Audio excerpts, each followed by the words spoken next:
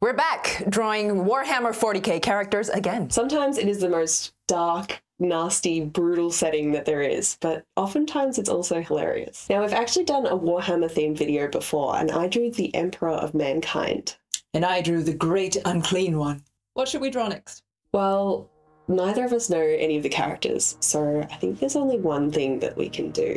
Deep in the bowels of the Insert Art Studio dwells an accursed race. The tribe known as Tabletop Time lurks in the shadows, their bodies withered and brains ruined by the fumes of miniature paint and boiling resin. As their YouTube content goes ever more viral, their spirits become warped beyond recognition. Now, they only know one thing: the lore of Warhammer 40k. Summon Dave from Tabletop Time. Hello! I have a couple of ideas. A giant among giants, with a perfect physique and rippling musculature. Deep crimson skin, akin to that of a demon, marks him as unique. He has a single eye on a face of regal, keenly intelligent features. An incredibly thick mane of dark red hair flows back and hangs to his mid-waist. His body is adorned in a mix of embroidered cloth and shined steel armor, with a distinctly Egyptian aesthetic in its detailing and gold filigree embossments. Two curved horns protrude from his pectoral armor plates.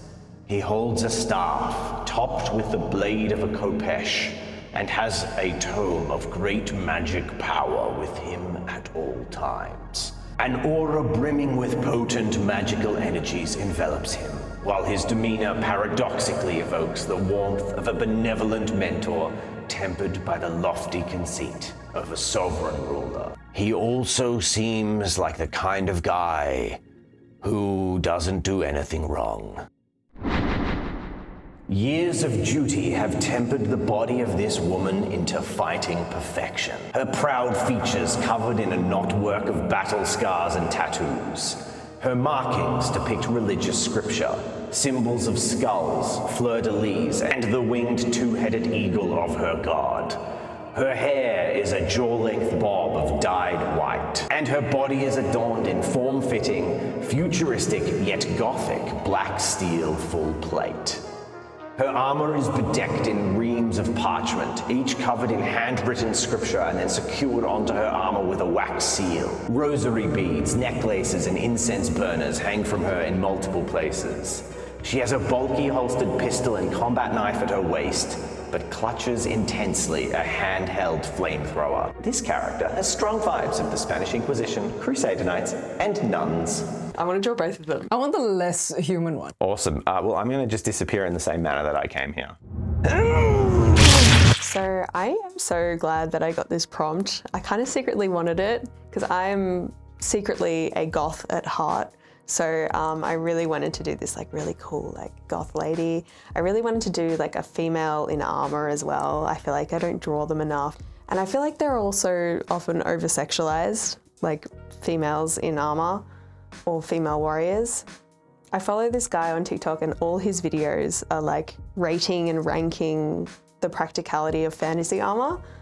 So more often than not, female warriors will just get boob armor, where artists just like slap on some plates on their boobs and call it a day.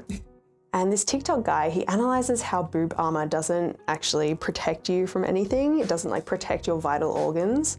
If anything, like the rounded shapes of the breastplates will direct any blows like directly into your heart and into your chest. There is a time and a place for boob armor and like sexy characters, but I did want this character to look more like powerful than sexy. So I was really conscious of like her chest armor and making sure that the chest plate is all one piece and it does actually protect her vital organs.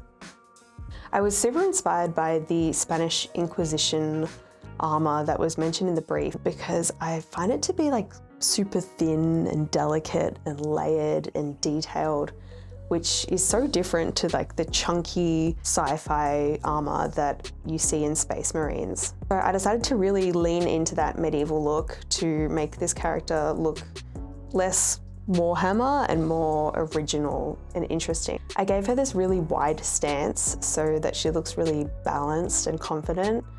If you follow any fashion models on Instagram, you'll realize that they tend to like cross their legs or put one leg in front of the other. And this gives them this really tapered look where their hips look wider and their legs look longer and narrower. So by doing the opposite and setting her feet really far apart and giving her that really wide stance, it's going to make her look so much more grounded and secure. I contemplated having both hands holding the flamethrower because it is important, and I feel like you do need two hands to hold it. I don't know, I've never held a flamethrower before, but I feel like it would be more secure. Yeah, you don't want to like accidentally drop it and like set fire to everything. But I knew she was going to be wearing some rosaries and she was going to have some details on her chest piece, and I really wanted to show that off. So instead I just went with the one hand pose. I kept her hair super choppy. I knew it was going to be a bob, but I wanted to keep it super messy, almost as if she's cut it herself with her combat knife. That's very Mulan. I'm so proud of this artwork. I think she looks so badass.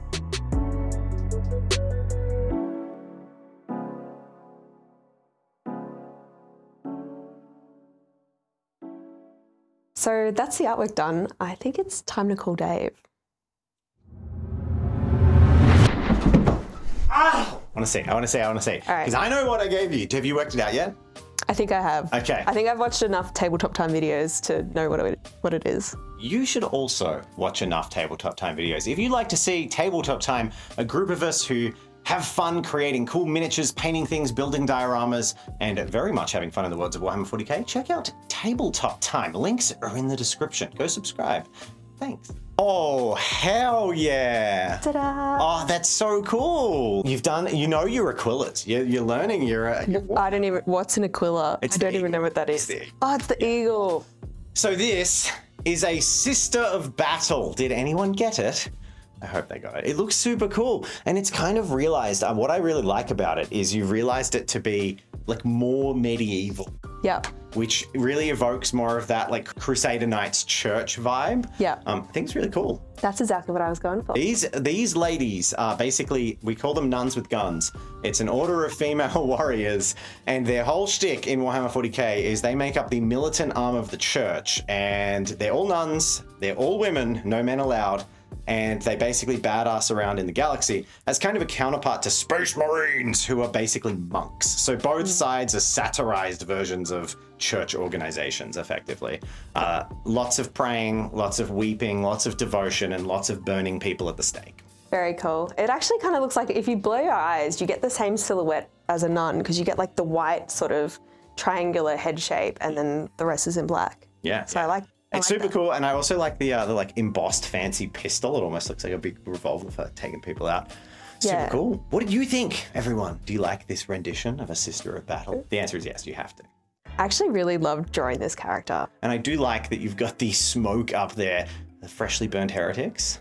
Thank you. I decided to go with like a really graphic looking smoke shape, and then I added a radial blur to it to give it that really nice like soft blurry kind of look. What do you mean a graphic, and what do you mean a radial blur? Talking about graphic means like very illustrative compared to like a painterly style. Would you agree, Alicia? Yeah, and I think it pairs really well because I've gone with a very like detailed shape in the background, really sort of sets her apart and makes it. I've actually used a spin setting rather than a zoom setting. Some parts look more blurred than others. You can see I use actually a clipping mask, so that at the top of the flamethrower it's really sharp. But then like manually blur out where you want. You just apply this thing and you just change like the shape of the circle or the ellipse. That's very cool. Yeah. And if you're feeling inspired by this video and want to draw but don't know where to start, boy do we have a deal for you. For a limited time only, Jazza is having a back to school sale for his Pro Sketch Pack. It is a huge collection of top-of-the-range art supplies. It comes with a premium sketch case, 2 sketchbooks, including a dry media sketchbook and a wet media sketchbook, as well as mechanical pencils, alcohol markers, flex liner pens, water-soluble pencils, and your basics as well, just like an eraser and a sharpener and everything that you need to get started. All of the tools are personally hand-picked by Jazza himself, so you know that they are super high quality and they're super durable. You can carry all of your art supplies with this super handy pack. now you get 20% off. That means it's only $79.95 for $200 worth of art supplies. I know he's meant to be huge, but at the same time, he's not just meant to be intimidating. He's also supposed to have a bit of a fatherly figure energy. I need to find a pose that can not only communicate his size and his sort of royal presence, it also has to showcase things like his staff and the tome that he always carries. And it's also got to show the duality of his nature of being sort of like a king who looks down upon his subjects, but also like a mentor who welcomes his subjects into his presence. I initially drew his Cyclops eye without a pupil because that gives it more of a like unworldly look. I drew my character without a pupil as well. Yeah. And then I added it later because I was like, no, that's stupid. Yeah, I always draw my pupils on a separate layer because they're always like wonky. I always have like I always draw eyes like looking in the wrong direction or looking in different directions. So I have to put my pupils on a separate layer so that I can move them separate to the character. Oh, dude, even when I'm drawing one pupil, I put it on a separate layer. Oh my God, it's so hard. It's literally just a circle, but it can make your character look really derpy. So personality-wise, there are these two extremes of like a lofty, conceited ruler, but also a warm mentor. And so I was like, what do you get when you combine these two?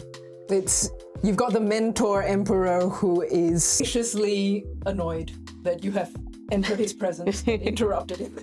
It looks like you've asked him a really dumb question and he's like, come on, I've taught you better. I'm your mentor, like you should know this. His face was fun to figure out because the description didn't specify whether he was humanoid, just that he had sort of a sophisticated look, you know. I like how you've like taken the artistic liberty to add some more like fantasy elements, like the orc teeth and the pointy ear. Even though it's not specifically mentioned in the description, it's just like a little cherry on top that like makes him feel a little bit more magical. And it doesn't really add much to his design because it's so small, it's such a subtle detail, but it does give him that like ethereal sort of look. Oh, and it seems like there's a recurring theme for today, which is boob armor. Did you also give him boob armor? No, I purposely diverged from that. Like, I could tell the description was headed in that direction. I was like, I know where they want these horns coming out of. I don't want to do that. So I took the liberty of like shifting the horns a little bit out. So they are technically on his shoulder. I don't know. I mean, the description says it comes from his pectoral muscles. Yeah. And I think they're close enough. I think my favorite thing here is just his expression. Like, he's just so like... He's very stoic, which is what you want in a mentor / ruler. Especially when he's huge.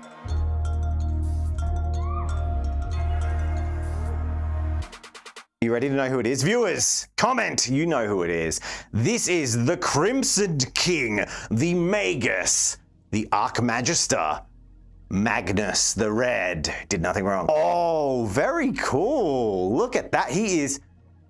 This is very funny. Magnus the Red has a transformation throughout his career, but he has red skin and one eye between both forms. Your depiction is way closer to the Demon Primarch version, which is really cool. And I also know you've gone for the Cyclopean eye, and this is kind of like a point of contention in Warhammer lore. He's always depicted really differently, and there's no solid depiction of Magnus's eye. He has one eye, but in some things he's like, "Yar, I have one eye," and in another he's a Cyclops. So much so that when they made a model of Magnus, they gave you options to do either. Really cool, regal, huge. He's towering. I'm terrified. Yeah, really cool. I wanted to make him more monstrous, but then in the description it talked about how he also has a little bit of like a kinder energy to him, so it was hard to balance that. Well, he's a father and a king. So that was our Warhammer 80k video. Part 2. Well, yeah, 40k times 2, 80k. 80k. Ah, I see what you did there. But if you liked the video, make sure to give it a like and a subscribe and a comment and let us know which characters we should do in the next one. But like, don't tell us, just give us the description. If you're interested in getting the Pro Sketch Pack, make sure you check out the link in the description below. And if you're looking to learn more about our art process or just looking for some tutorials, then check out our Patreon as well. We have heaps of behind the scenes content. So that's all that we've got for you today. We'll see you in the next video. Insert out.